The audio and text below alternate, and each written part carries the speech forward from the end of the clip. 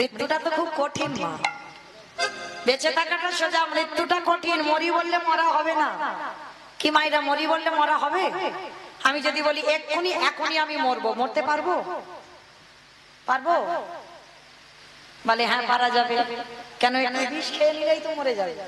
বলে না, খাও খাও, একটু আড়ালে গিয়ে খাও, আর কেউ যদি দেখে ফেলে, একবার যে খাবে দ্বিতীয়বারে আর খাবে না। মানে একবার হাসপাতাল থেকে ফিরে এলে আর খাবে না, তাই না? তাহলে ভাইরা মরি বললে মরা হবে না। ওই জন্য বলছে কে যে কিভাবে মরবে জগতে কেউ জানে না, কেউ বলতে পারবে না এখানে। ওই জন্য শাস্ত্র বলছে কেউ খাইয়ে মরে, কেউ খাইয়ে মরে, কেউ নিয়ে মরে, কেউ দিয়ে মরে, কেউ শুনে মরে, কেউ দেখে মরে, কেউ বলে মরে, কেউ ভালোবেসে মরে। এই যা যা কথাগুলো বলছে একটা কথা গ্রন্থের বাইরে নেই বাবা, সব গ্রন্থের ভিতরে আছে, একটা আজে বাজে কথা নয়। কারো জানা থাকলে বলতে পারবেন। কেমন খেয়ে মরেছিল কে? খেয়ে মরেছিল কে? কারো জানা থাকলে বলো। বকাসুর। বকাসুর খেয়ে মরেনি, কৃষ্ণ গোষ্ঠে গেল এমন করে গিলে খেলো একেবারে হরিবল হয়ে গেল বকাসুর। আর পরেরটা সবাই পারবে। খাইয়ে মরেছিল কে?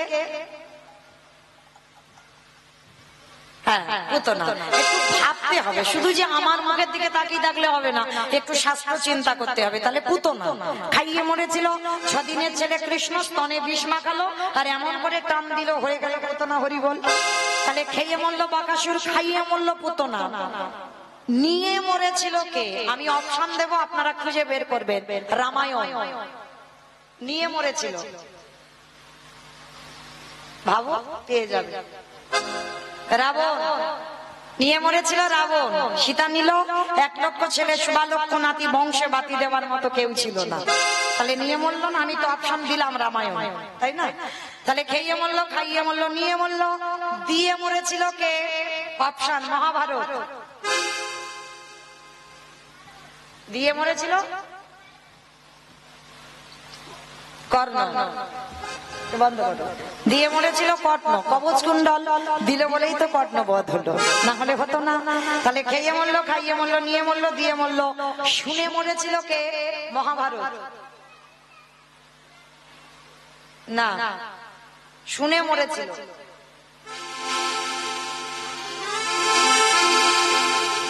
অশ্বত্থামা। সত্য জানে ইতি গজ পড়ে গেল, ইতি গজ পড়ে গেল। এই খবরটাকে শুনেছিল অস্ত্রগুরু দ্রোণাচার্য। আর দ্রোণাচার্য পুত্রের মৃত্যু সংবাদ শুনে হরিবল হলো। তাহলে খেয়ে মরলো, খাইয়ে মরলো, নিয়ে মরলো, দিয়ে মরলো, শুনে মরলো। দেখে মরেছিল কে? হিরণ্যকশিপু। দেখে মরেনি? প্রহ্লাদকে বলেছিল, প্রহ্লাদ তোর হরি কোথায় থাকে? বলে যেদিকে তাকাবো সেদিকে আমার হরি।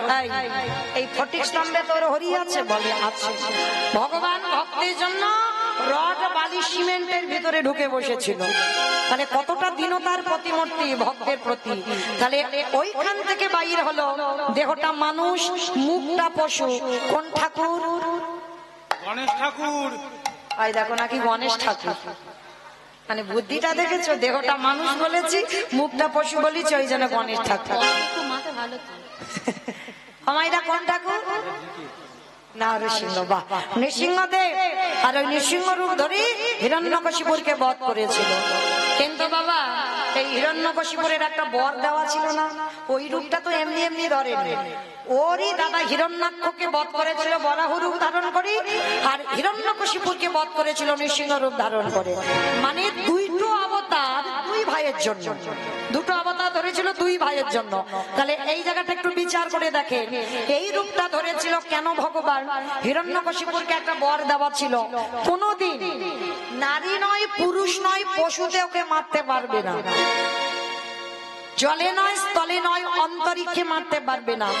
ঘরে মারতে পারবে না, বাইরে মারতে পারবে না, দিনে মারতে পারবে না, রাতে মারতে পারবে না, মাসে মারতে পারবে না, বারে মারতে পারবে না। মূর্খ হিরণ্যকশিপুর ভেবে রেখেছিল তাহলে তো আমি অমর। ভগবান বললেন পাগল, অমর নয়, আমি একটা একটা জায়গায় ফাঁকা রেখে দিয়েছি। যার জন্য তো ভগবান ওই রূপটা ধরলো। নারী তো নয়, পুরুষও নয়, পশুও নয়, ওই নরসিংহ রূপ ধরে হিরণ্যকশিপুরকে বধ করলো। হিরণ্যকশিপুরকে যখনই বধ করবার জন্য এলো, হিরণ্যকশিপুর বলেছিল মূর্খ, তুমি আমায় মারতে পারবে না। বলে কেন? বলে নারী পুরুষ পশুতে মারবে না। বলে ওই জন্য তো আমি এই রূপটা তোর জন্য ধরেছি, শুধু তোকে মারবার জন্য। বলে তবুও মারতে পারবে না। বলে কেন? বলে আমি তো জলে নয় স্থলে নয় অন্তরিক্ষে মরবো না। বলে ওই জন্য তোকে মারবো আমার উরু দেশে। হিরণ্যকশিপুরকে মেরেছিল উরু দেশে, জলে নয় স্থলে নয় অন্তরিক্ষে নয়। বলছে হিরণ্যকশিপুর বলছে তবু মারতে পারবে না। বলে কেন? বলে শোনো, আমি ঘরে মরবো না বাইরে মরবো না। হিরণ্যকশিপুর বলেছিল ঘরে মারবো না বাইরে মারবো না, তোকে তোর ঘরের চৌকাঠের উপরে দাঁড়িয়ে মারবো। ওইটা ফাঁকা রেখেছিল। আবার বলছে দিনে মারবো না রাতে মারবো না। কখন মেরেছিল? গোধূলি বেলায়। যারা নৃসিংহ চতুর্দশী ব্রত পালন করি পূজায় বসতে হয় গোধূলি বেলায়। এই ব্রতটা অবশ্যই পালন করবেন। প্রহ্লাদ 5 বছরে কৃপা করেছিল অজান্তে এই নৃসিংহ চতুর্দশী ব্রত পালন করে, না হলে পেত না। অতটুকু বয়সে আমার শ্রীহরির কৃপা পেয়েছিল। ওই যে আগের জন্মে করেছিল বাবা অজান্তে নৃসিংহ চতুর্দশী ব্রত। পঞ্জিকাতে থাকবেন, দেখবেন বৈষ্ণব তালিকা যদি থাকে অবশ্যই পাবেন। এই ব্রতগুলো অবশ্যই পালন করবেন। তো আজকে লক্ষ্য করেন মারল কখন?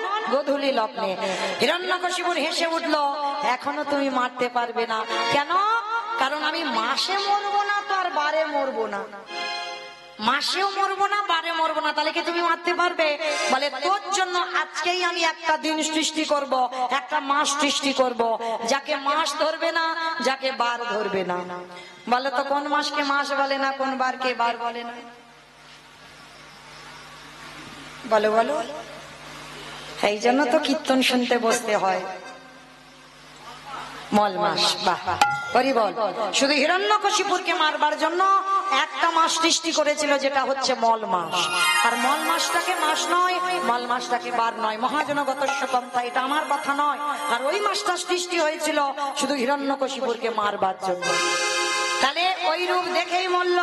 তাহলে খেয়ে মরল, খাইয়ে মরল, নিয়ে মরল, দিয়ে মরল, শুনে মরল, দেখে মরল। বলে মরেছিল কে? দক্ষ রাজা 60টা মেয়ের মধ্যে একটা মেয়ে সতী। দক্ষ যজ্ঞ হয়েছিল, সব জামাইকে বলেছিল, আমার বাবা শিবকে বলেনি। তখনই সতী বলেছিল আমার স্বামীকে তুমি অপমান করলে, সব জামাইকে বললে আমার স্বামীকে বললে না। এই মুহূর্তে তোমার বাড়িতে আমি বিনা নিমন্ত্রণে এসেছি, আমার স্বামীকে যেখানে নিমন্ত্রণ করা হয়নি আমি অপমানিত হলাম। এই মুহূর্তে আমি আমার দেহ ত্যাগ করবো। সতী দেহ ত্যাগ করে দিল। তাহলে বলেই মৃত্যু হলো। তাহলে খেয়ে মরলো, খাইয়ে মরলো, নিয়ে মরলো, দিয়ে মরলো, শুনে মরলো, বলে মরলো, দেখে মরলো। আর একটা বাকি আছে, ভালোবেসে মরেছিল কে? আমি বলবো? বলো। ঋতুপর্ণা।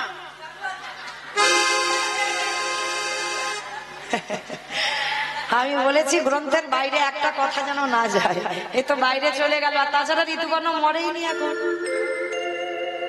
দেখেছো মরেছে? দেখেছো মানে সিনেমা দেখে দেখে মাথাটা গেল। মানে সারাদিন গাড়িতে সিনেমাই দেখতে ব্যস্ত। তো মাইরা এইখানে ভালোবেসে মরেছিল রাজা দশরথ। রামায়ণে রাজা দশরথ ভালোবেসে মরেনি। কাকে ভালোবেসেছিল? রামকে। কইকেয়ীকে। বেশ ভেবে উত্তর দিতে হবে। কইকেয়ীকে ভালোবেসেছিল। আর কইকেয়ীকে ভালোবাসতে গিয়ে এমন কায়দা করে দুটো বর চাইল। প্রথমবারে ভরত রাজা হবে, দ্বিতীয়বারে রাম যাবে 14 বছর বনে। আর যখন রাম বনবাসী হলো, দশরথ কেঁদে কেঁদে অন্ধ হয়ে বিছানা সজ্জা হলো।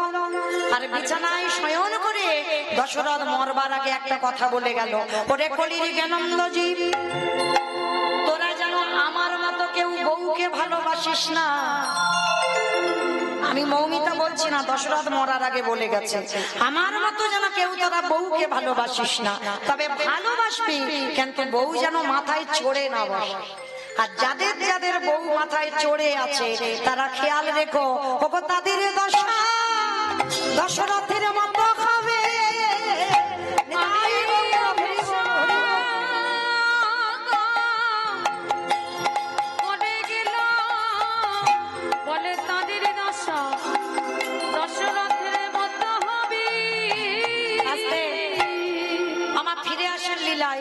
কোথায় ছিলাম?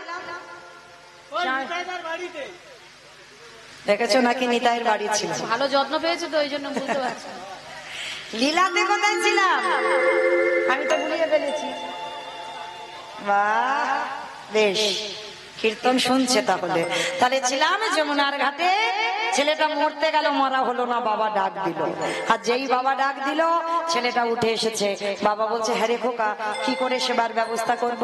বাবা, ওই যে দেখা যাচ্ছে একটা মুদির দোকান, ওই দোকানে গিয়ে কিছু জিনিস চুরি করে। চুরি?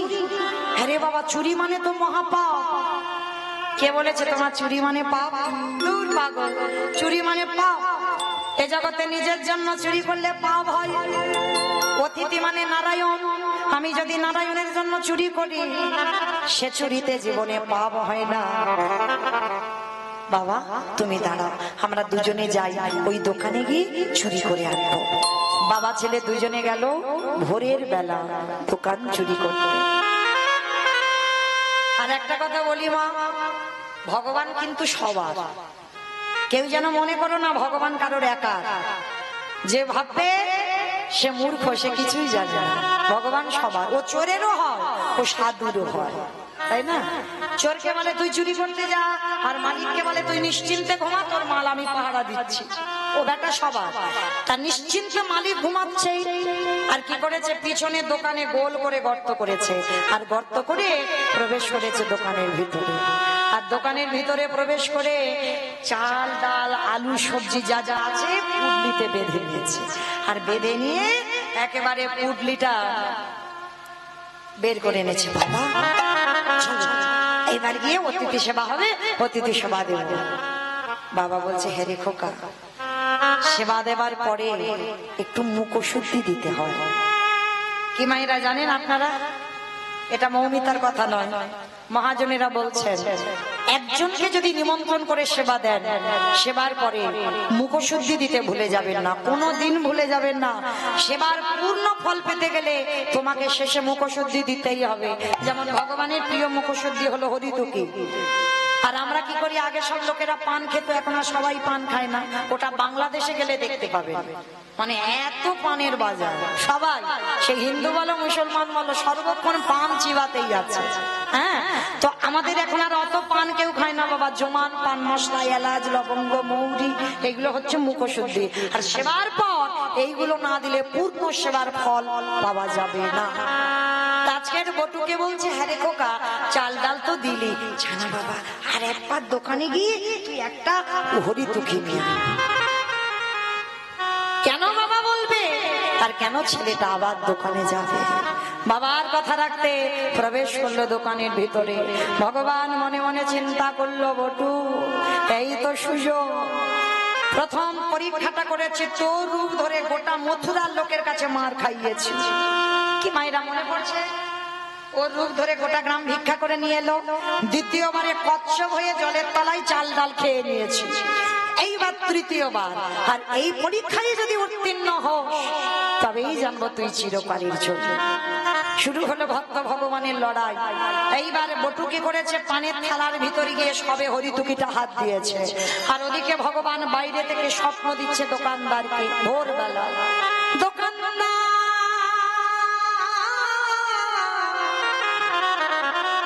তুমি এমন করে কালে নিদ্রায় ঘুমায়ো না, তুমি চেয়ে দেখো তোমার মুদি দোকানে কেমন চুরি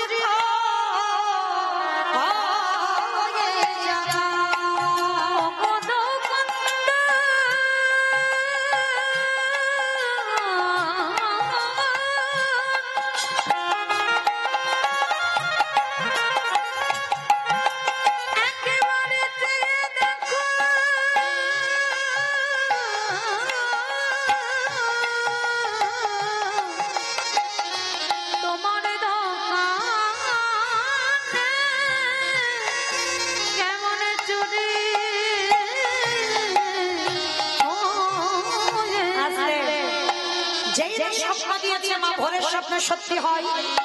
এইবার দোকানদার স্বপ্ন দেখেছে, আর ওইদিকে বটু হরিতুকিটা নিয়ে সবে একটা পা তুলেছে। আর পা পাটা লেগে পানের থালাটা দোকানের ভিতরে উল্টে পড়ে গেছে। দেখি দোকানে একটা ঝাড়াত করে আওয়াজ হলো না, আর আমি ভোরের বেলা স্বপ্ন দেখলাম আমার দোকান চুরি হচ্ছে। আরে চোর চোর চোর চোর চোর বলে দোকানদার দোকানে ঢুকছে, আর কান্না প্রাণের ভয় হয়। সবে বটু হরিতুকিটা নিয়ে গর্ত দিয়ে মাথাটার দুটো হাত সবে বের করে, আর সব দেহটা দোকানের ভিতরে পড়ে রইল। পিছনে দোকানদার এসে ছোট্ট বটুর পা দুটোকে চেপে জড়িয়ে ধরল। বাবাকে বুঝতে দিল না যে বাবা আমি ধরা পড়ে গেছে। হাসি মুখে হরিতুকিটা বাবার হাতে দিয়ে বলছে, বাবা যাও, তুমি তো চিন্তা করছিলে কি করে বৈষ্ণব সেবা হবে, যাও তুমি ততক্ষণে গিয়ে রান্না বসাও, আমি যাচ্ছি একটু পরে। যতই হোক বাবা তো, এই পৃথিবীতে যারা বাবা পেয়েছে তারা জানে ছেলেটার হাত দুটো বাইরে, মাথাটা বাইরে, দেহটা দোকানের ভিতরে, শরীর থেকে তরতর করে ঘামছে। বাবা বলছে, হ্যাঁ রে খোকা, সত্যি করে বল না বাবা তোর কি হয়েছে? তুই তো কোনোদিন এমন ঘামিস না, তবে আজকে এত ঘামছিস কেন বাবা? আচ্ছা মায়েরা বলো তো দেখি, আগে সন্তানের মঙ্গল অমঙ্গল কে বুঝতে পারে? সবার আগে কে বুঝতে পারে সন্তানের অমঙ্গল হবে না মঙ্গল হবে? মা। এই মা ডাকটা খুব ছোট ডাক, জানো মা?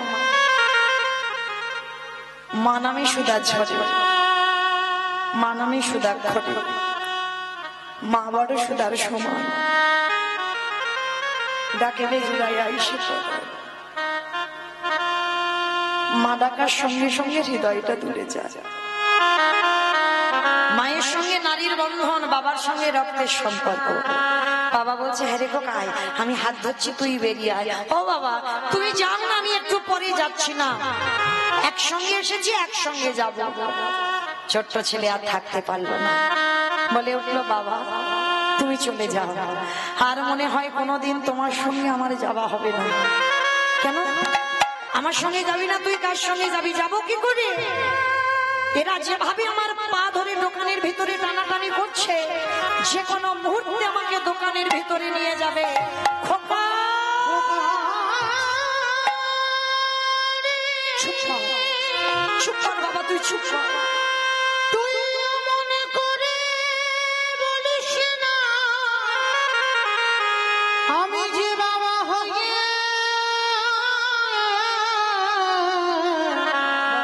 সহিতে পারিব না। ওরে আমি তোকে আগেই বলেছিলাম তুই পারবি না, তবু আমার কথা শুনলি না। তুই চুরি করতে গেলি, এতদিন পরে সবাই আমাকে বলবে আমি চোরের বাবা।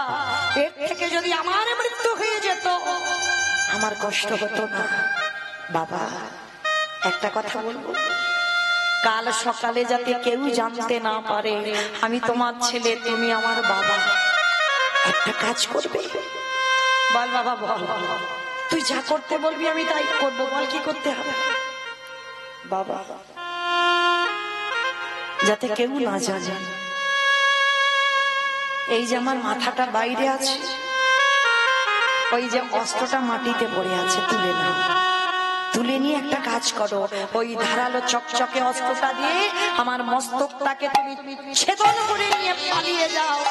খোকা খোকা চুপ কর, যা বলার বলেছিস খবরদার। ওরে ছোট মুখে যেটা এলো মুখে বলে দিবি, বাবা হ, সেদিন বুঝবি বাবাদের কত জ্বালা। এ জীবনে কোনো বাবা মা পারে না নিজের পুত্রকে নিজের হাতে বলি দিতে। কে বলেছে পারে না? ছোট ছেলেটার কত জ্ঞান কত চৈতন্য দেখেন, কে বলেছে পারে না? তুমি রামায়ণ পড়েছো, বেদ পড়েছো, উপনিষদ পড়েছো, এত এত গ্রন্থ পড়েছো, তুমি মহাভারতে কর্ণের চরিত্র পড়ো। কে গো মাইরা, মহাভারতে যারা কর্ণ চরিত্র শোনেন বা জানেন, পড়েছেন, শুনেছেন তো মহাভারতে কর্ণ ছিল একনিষ্ঠ ভক্ত। মহাভারতের পাতায় ভগবান তাকে দাতা বলেছে। কেন বলবে না গো? কর্ণের চরিত্রটা কেমন ছিল জানো? আর কর্ণের স্ত্রী ছিল মা পদ্মাবতী। একটা কথা মনে রাখবে মা, এখানে আমরা যে কজন নারী আছি আমরা বউ হয়েছি, আমরা স্ত্রী, আমরা সহধর্মিনী নয়। সহধর্মিনীর চরিত্র আলাদা হয়। স্বামীর ধর্মের কাজে যিনি সাহায্য করে, ধর্মের পথে যিনি ঠেলে দেয়, সেই হয় জগতে সহধর্মিনী। পদ্মাবতীর ঘরে ভগবান বৈষ্ণব সেজে এসেছিল পদ্মা। আর ভগবান বেশিরভাগ ভক্তের ঘরে যায় বাবা দ্বাদশীতে, একাদশীর পরের দিন। আর যারা যারা আমরা একাদশী পালন করি, পালনটা ঠিক টাইমে করতে হয়। তা একাদশীর পরের দিন দ্বাদশীতে ভগবান এসেছিল, পদ্মা আমি তোমার বাড়িতে দ্বাদশীতে প্রসাদ পাবো। বলুন কি পাবো? পদ্মা আমি তোমার বাড়িতে দ্বাদশীতে মাংস খেতে চাই। কি গো মায়েরা, তা বলে যেন তোমরা খেও না। আগের দিন নিরামিষ আহার করতে হবে, পরের দিন দ্বাদশীতে নিরামিষ আহার করতে হবে। তাহলে ভগবান করেছে না, এটা পরীক্ষা, ভগবান খাই। বলছে দ্বাদশীতে আপনি বৈষ্ণব মানুষ হয়ে আপনি মাংস খাবেন। হ্যাঁ শুনলাম তোমার স্বামী নাকি দাতা হয়েছে, তবে শোনো পদ্মা, যে কোনো মাংস নয়, ত্রিসত্য করো, তোমার স্বামী যদি দাতাই হয়, যে মাংস খেতে চাইবো সেই মাংস খাওয়াবে। পদ্মাবতী আগু পিছু বিচার করেনি, বলেছিল বেশ ত্রিসত্য করলাম, যে মাংস খেতে চাইবেন দেব, দাও। তাহলে মৃগ মাংস পক্ষী মাংস নয়, তোমার একমাত্র পুত্র, তোমার একমাত্র নয়নের মণি, তোমার একমাত্র বুকের পানি, তার দেহটা টুকরো টুকরো করে মাংস করে আমার সেবায় দাও। পদ্মাবতী চমকে উঠলে, আমার পুত্র বলি দিয়ে মাংস করে দিতে হবে? হ্যাঁ পদ্মা, তুমি ত্রিসত্য করেছো, তাহলে স্বামীর ধর্মের অবমাননা করা হবে, বলো পারবে তো? পদ্মাবতী বলেছি, দয়াময় এটা কি করে সম্ভব? নিজ পুত্র বলি দিয়ে বৈষ্ণব সেবা। ঠিক আছে বাবা ঠাকুর, একবার আমি আমার ছেলের কাছ থেকে অনুমতি নিয়ে আসি। একটা কথা মনে রাখবেন বাবা, আমরা এই জগতের মানুষরা সন্তান পালন করতে জানি না, যার জন্য জীবনে এত দুঃখ কষ্ট পাই আমরা। মনে রেখো, সন্তান সেই একদিন থেকে 5 বছর পর্যন্ত সে যেটা বলবে তোমাকে শুনতে হবে, কোনো কাজে বাধা দিলে হবে না। কিন্তু 5 বছরের পর থেকে 15 বছর তোমাকে কঠিন শাসন করতে হবে। এই বয়সটা 5 বছরের পর থেকে 15 বছর কঠিন শাসন করতে হবে। আর 15 থেকে আর শাসন নয়, 15 থেকে তোমাকে সন্তানের সঙ্গে বন্ধু হতে হবে। আর এই নিয়মগুলো যে বাবা মা মেনে চলবে, সে বাবা মার আমার মনে হয় জীবনে কোনোদিন কষ্ট হবে না। কিন্তু শাসন করার সময় হচ্ছে 5 বছর থেকে 15 বছর, 16 বছরের ভিতর, এর পরে নয়। এরপরে সন্তানের সঙ্গে তুমি বন্ধুর মতো চলবে, আর যে চলতে পারবে দেখবেন বাবা সে সর্বসুখী হবে সন্তানের প্রতি। নিতাই গৌর প্রেমানন্দে হরি বল, হরি বল, হরি বল। তো আজকে পদ্মা মা বলছে একবার আমার ছেলের কাছ থেকে জেনে আসি। আর এই বিষয়কে তো সর্বদা হরি নামের খেলা করে। কি গো মায়েরা, আমরা সন্তান তৈরি করতে পারিনি, কিন্তু বিশ্বকেতু হরিনামের খেলা খেলছিল। আর সেই বিশ্বকেতুর কাছে গিয়ে বলেছিল, বাবা আজ বৈষ্ণব এসেছে, তোর দেহটা টুকরো করে মাংস করে দিতে হবে। দিয়েছিল বাবা, কিন্তু পরক্ষণে সেই মরা ছেলেটাকে আবার মা ফিরে পেয়েছিল। আজকের লীলায় বটু বলছে হতেও তো পারে আজকে যে ছেলেটা, যারা চারজন বসে আছে হতেও তো পারে তারাই আরাধ্য দেবতা। যেই না বলা বাবাকে বলছে, বাবা তুমি বলো কাকে চাও? অতিথি সেবা নাচকের পুত্রকে বলি কোনটা চাও? বাবা দিশেহারা হয়ে গেল, হাতে অস্ত্রটাকে তুলে নিয়েছে, অস্ত্র তুলে নিয়ে একমাত্র সন্তান ওই ছোট বটুর দেহটা ভিতরে আছে, দোকানের মাথাটা বাইরে, অস্ত্রটা দিয়ে একমাত্র সন্তানের মস্তকটাকে ছেদন করে দিল। আর যখনই ছেদন করে দিল ছেলের মাথাটা নিয়ে বাবা ছুটতে ছুটতে যমুনার ঘাটে গিয়ে ছেলের মাথাটা ভেসেছে। আর দোকানদার যেই না দেহটা টেনেছে বস্তা বন্দি করে বললে, হ্যাঁ রে এর তো পইতে আছে, তার মানে ব্রাহ্মণের ছেলে, চল দেহটা সময় থাকতে থাকতে জলে ফেলে দিবি। বাবা মাথা দিল যমুনার জলে, দোকানদার দেহ দিল যমুনার জলে। দুটো একই জায়গায় ঘটছে। আর এদিকে সন্দীপনী বৈষ্ণবদের রান্নার ব্যবস্থা করেছেন। রান্নার ব্যবস্থার পর সন্দীপনী যেই না সেবা দিতে বসেছে, ভগবান বললেন, দেখো সকাল হতে একটু দেরি আছে, চলো স্নানটা করে আসি। আর যেই স্নানে গেছে দেখে না ছেলের দেহটা মাথাটা ভাসছে। আর দেখতে পারে বাবা পিছন ঘুরে দাঁড়াচ্ছে। আর এদিকে অতিথিরূপী ভগবান মনে মনে ভাবছে, দেখেছো নিজ পুত্র বলি দিয়ে বৈষ্ণব সেবা। সোনামণি বল, ভালো করে দেখো তো ছেলেটা কি চেনো? এক বাক্যে বলে উঠলো, চিনি না, জানি না, দেখিও না। শিখি এক বাক্যে বলে উঠলো, আমি চিনি না, জানি না, দেখিও নি। বেশ, আচ্ছা একটা কথা বলবো। কি কথা? আচ্ছা এই যে এই ছেলেটাকে ফিরিয়ে দেব, দাঁড়া আমার এই ঝোলাতে একটা ওষুধ আছে। দেহটা মাথাটা তুলেছে, নয়ন ইঙ্গিত করে ব্রহ্মাকে ডেকেছে, ব্রহ্মা দেখো তো জোড়া লাগাতে পারো কিনা দেহটা। চেষ্টা করছে, পাচ্ছে না। ভোলানাথ তুমি দেখতে পারো কিনা? ভোলানাথ চেষ্টা করছে, পাচ্ছে না। যে নামের নামে স্বয়ং ভগবান তিনি চেষ্টা করছে, পাচ্ছে না। আচ্ছা মায়েরা, ব্রহ্মা বিষ্ণু মহেশ্বর কেউ পারলো না। আমি বলেছিলাম কীর্তনের শেষে দুটো প্রশ্নের উত্তর নেব, ছুটি। বলো তো এবার উত্তরগুলো দাও। ব্রহ্মা বিষ্ণু মহেশ্বর কেউ পারলো না, আর কে বাকি আছে? কে বাকি আছে? নারদ। বাহ, কীর্তন শুনেছে। ভগবান বলছে, নারদ দেখো তো তুমি পারো কিনা। আর নারদের অভ্যাসটা কি? হাটে মোটারে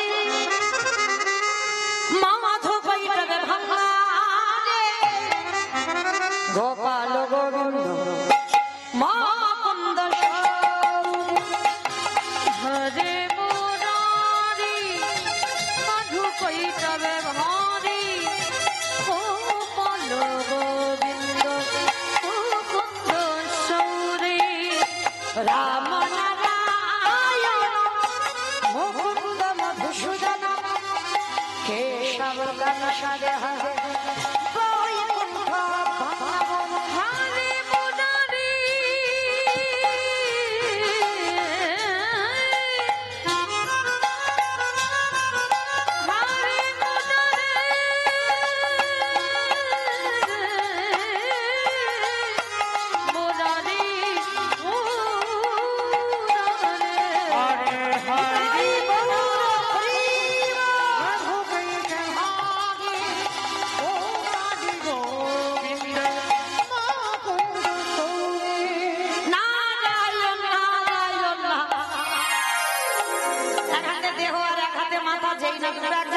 সঙ্গে সঙ্গে আঠার মতো আটকে গেছে। যেই না আটকে গেছে নারদ বলছে, ঠাকুর এটা কি করে হলো? বলে কেন? মনে করে দেখো ত্রেতা যুগের কথা, সীতামাকে উদ্ধার করবে বলে হনুমান আর ভল্লুকের দল পরিশ্রম করছিল। একটা করে পাথরে ফেলে পাথরে জলে ভাসি। ভগবান মনে মনে ভাবলো, আমার বউ চুরি হয়েছে, আমি কিচ্ছু করছি না।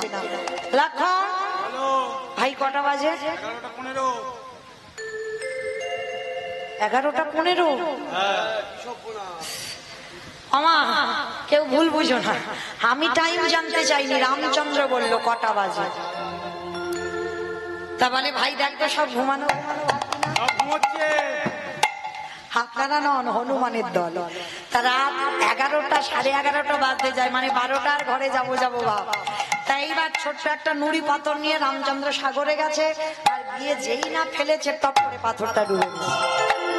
চারিদিকে দেখছে ভাই কেউ দেখলো না তো, চারিদিকে দেখছে কেউ দেখলো না, কিন্তু গাছের ডালে থেকে হনুমান বলে প্রভু আমি দেখেছি।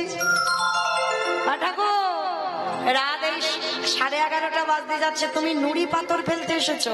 বলে হনুমান কাউকে বলে দিও না, তোমরা ফেলছো শুধু ভাসছে, আর আমি ফেলছি খালি খালি ডুবছে কেন? হে হে রাম দয়াময়,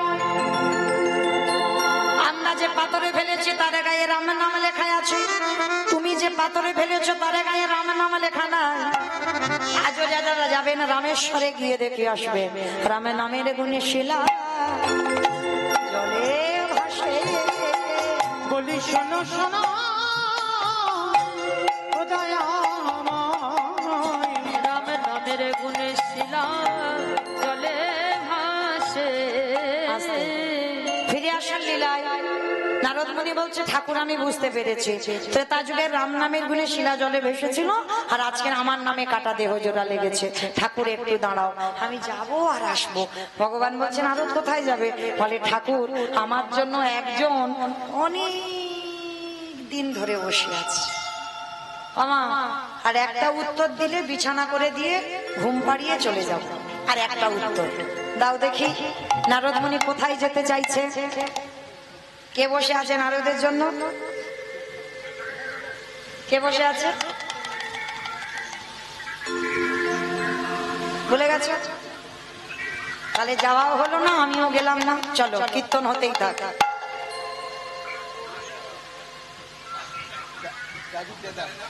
হোক সারা রাত হোক, শোনোনি? কেউ শোনোনি?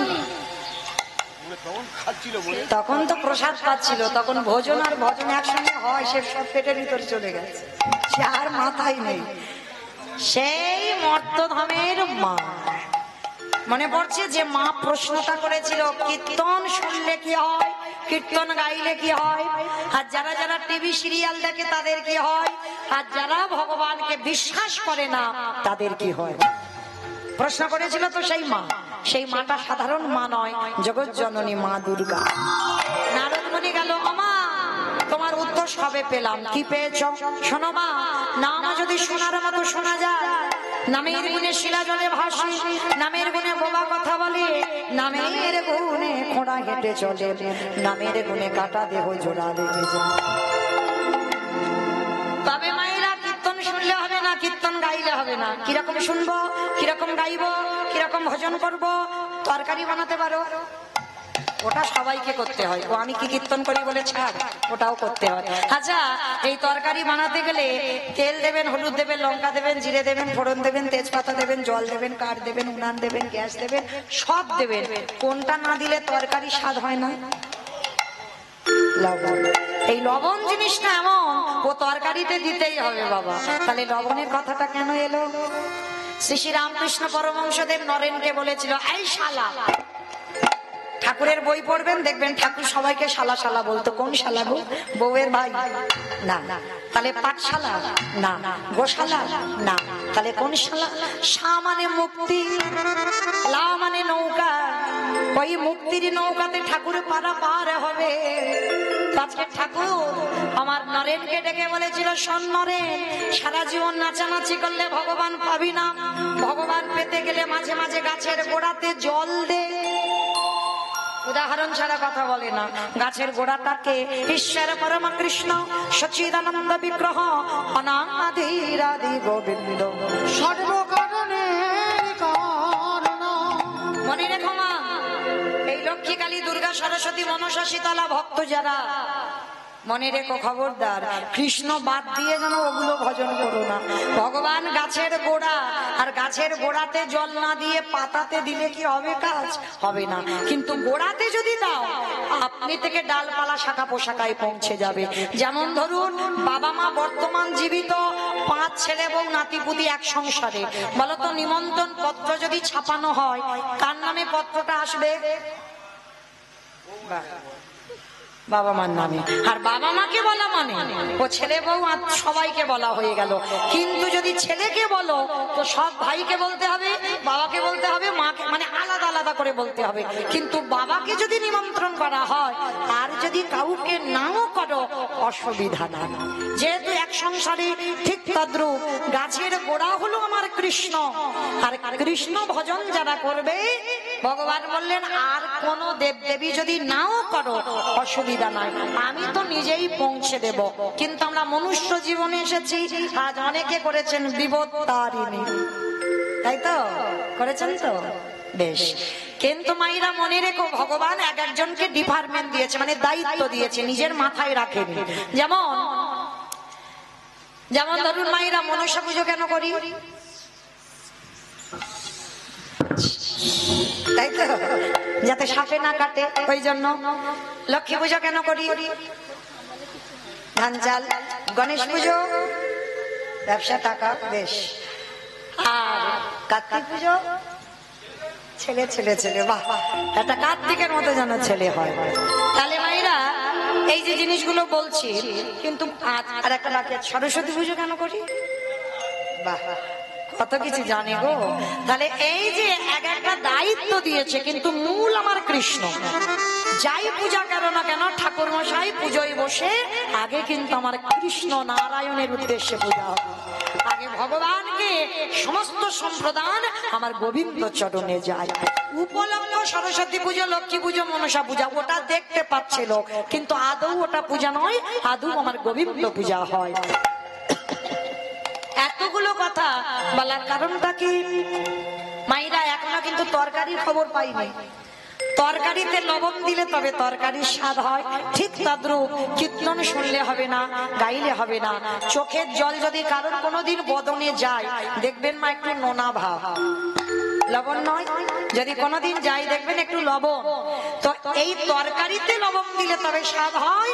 ভগবানকে ভজন যারা করবে এই লবণ রূপী চোখের জল যদি এক বিন্দু গোবিন্দ চরণে কোনোদিনই দিতে পারো, সেদিনই থেকে তুমি জেনে যাবে তোমার নরজন কৃষ্ণ তোমার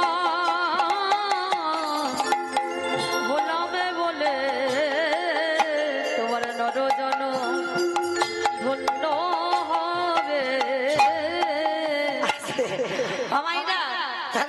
ফিরে আসেন লীলায়। এইবার নারদ মুনির সেবা হয়ে গেল, সন্দীপনী মনির ঘরে প্রসাদ পেয়ে এইবার চারজন বৈষ্ণব বললেন এইবার শোনো আমরা আসি, প্রসাদ তো বিতরণ হয়ে গেল, দাঁড়াও কে তুমি, সত্যি করে বলো কে তুমি। আরে বাবা আমি তো বৈষ্ণব, আমি আমার কি হবে, তুমি বৈষ্ণব। তুমি যদি বৈষ্ণব হবে, তোমার বাম চরণে দেখেছিলাম 8টা চিহ্ন, ডান চরণে দেখেছিলাম 11টা চিহ্ন।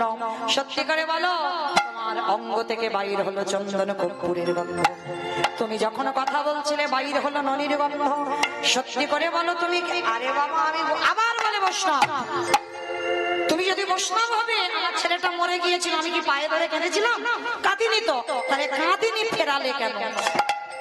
বাবা কান বলছি না বলছে জীবনে আর করবো না, এখন আমি আসি, দাঁড়াও পরিচয়টা দাও। নারদ মুনি বললেন হে দয়াময়, ভক্তকে কৃপা করবে বলে তুমি মরতে নেমেছো, তাহলে এখন ওই রকম দাঁড়িয়ে আছো কেন ছদ্মবেশী? দেখাবো তোমার স্বরূপ, দেখা তোমার ওই চরণে